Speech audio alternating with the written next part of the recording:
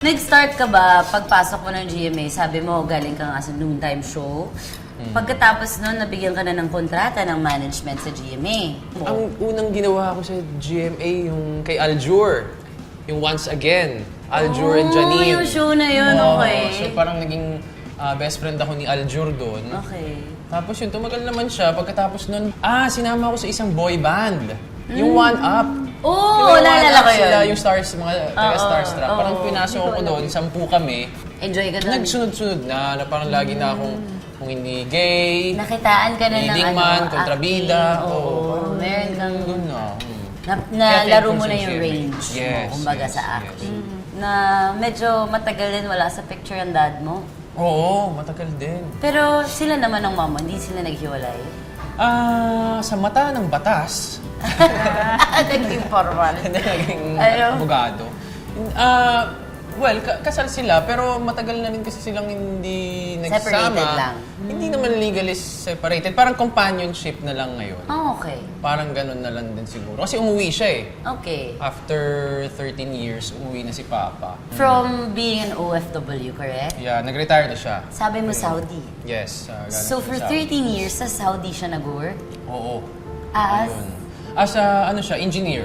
Wow! Kaso nga, ang nangyari, na-bankrupt yung kumpanya niya. Oh. Nawalan siya ng trabaho. Nag-taxi driver siya. Doon pa rin sa Oo. Saudi. So doon na parang nawala yung communication, nawala yung support. Kasi naging mahirap yung buhay Parang niya. gano'n, no? Okay. Parang tinulungan niya yung sarili niya. Tapos, parang isang araw, last year lang. Parang bigla na lang siya nag-reach out. Bigla na lang siya, sabi niya, uwi na raw siya. Tampo ka sa daddy mo. So, totoo lang, parang wala akong maramdaman eh. Parang Oh, sobrang ayaw numb mong ko na. iramdam. Parang numb ko na. Manhid, ganun. Pwede yun ah. Parang sanay na Yung siguro ayaw ako mong simula harapin bata yung pa. emosyon. Bakit? Isa rin, Kasi isa rin matibay na siguro. siya. Diba? Kasi ayaw mong i-acknowledge kasi baka ganun ka katakot. O tsaka parang okay naman na kami ng nanay ko eh. Parang masaya na kami. Sanay ka na sa buhay. Parang yung 10 taon na itinaguyod ko na parang okay naman, di ba? Ilan Tapos taon bigla ka akong ba, uuwi. Yasser, nung umalis siya? 15.